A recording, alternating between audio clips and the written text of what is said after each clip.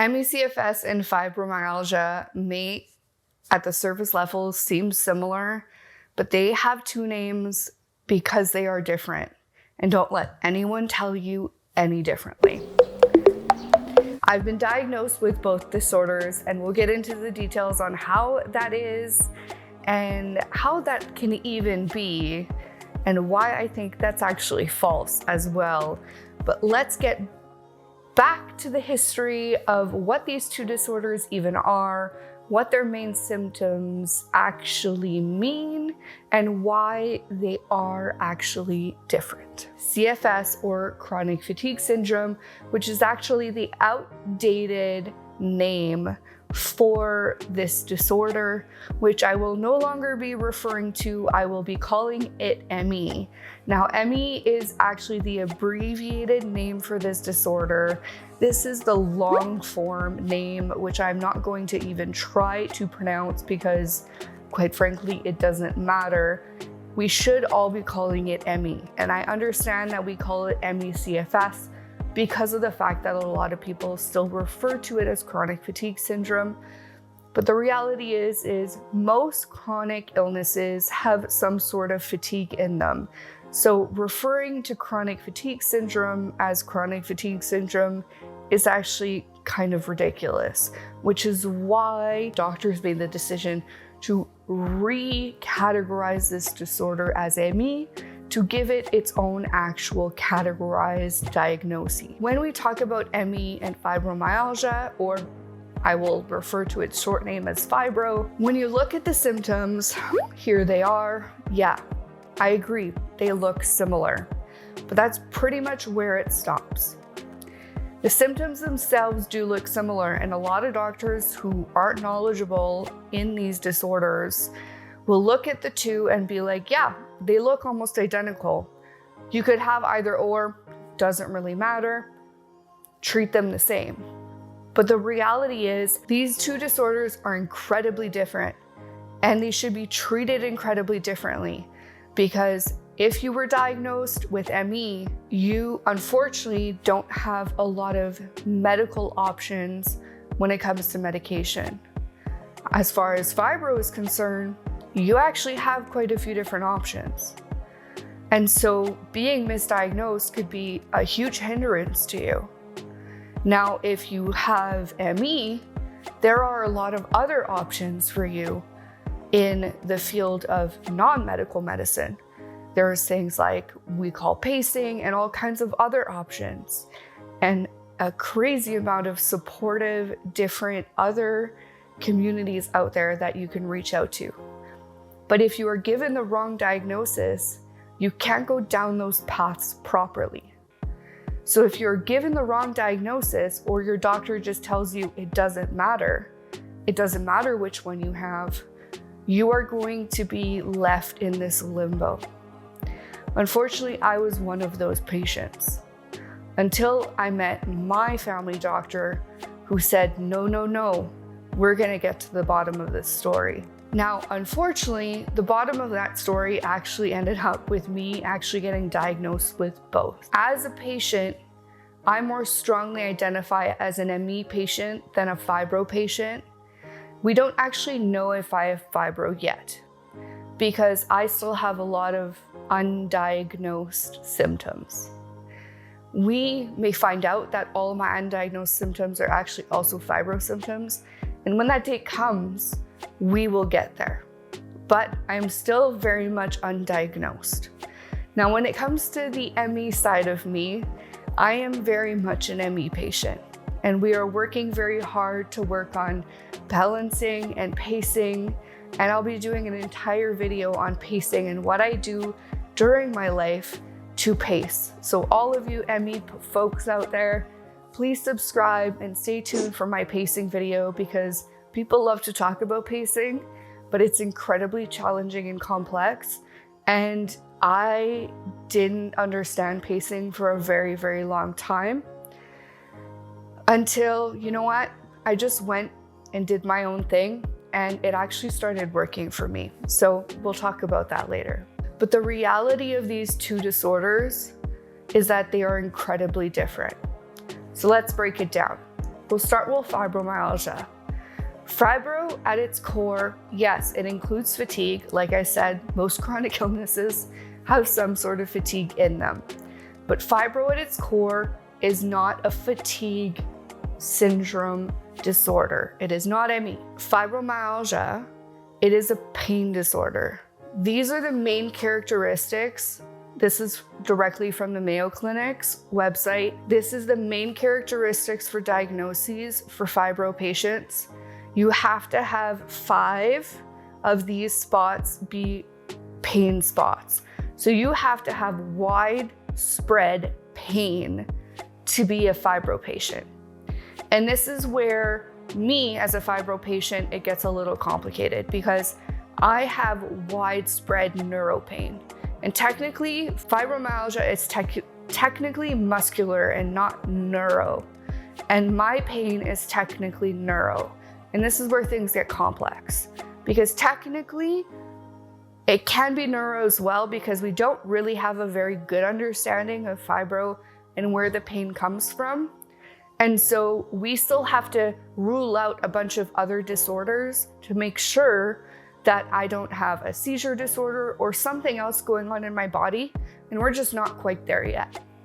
And so you have to rule out all these other disorders before you can be like, yes, it's fibro, it's not something else going on in your body.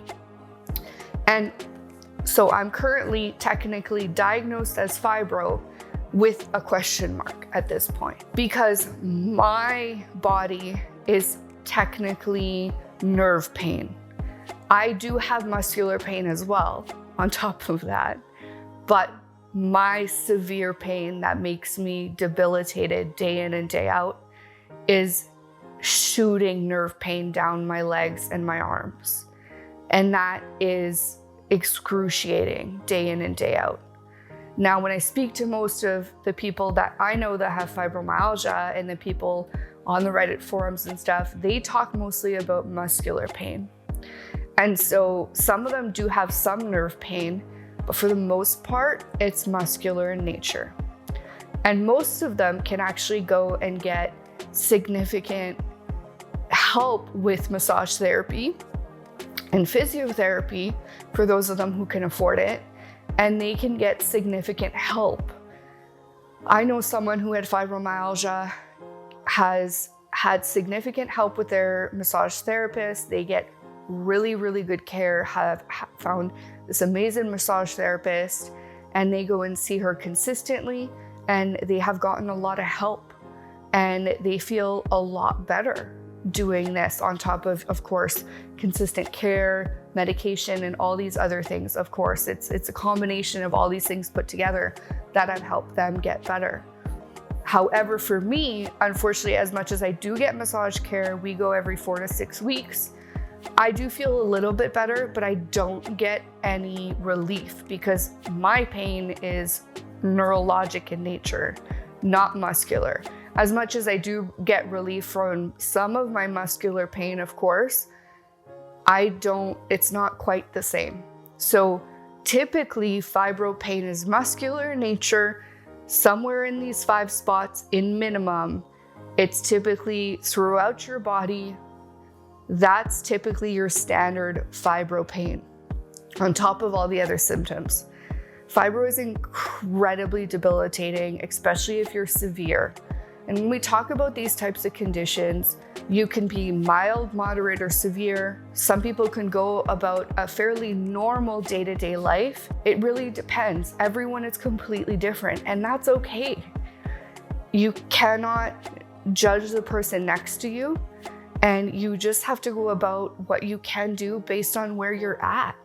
And that may change through time. You may get better, you may get worse, but you have to do what you're able to do today, because the reality is, if you don't keep going, we have this tendency of losing what you can't do, and you just have to keep moving forward the best way you know how. So that's fibro in its core.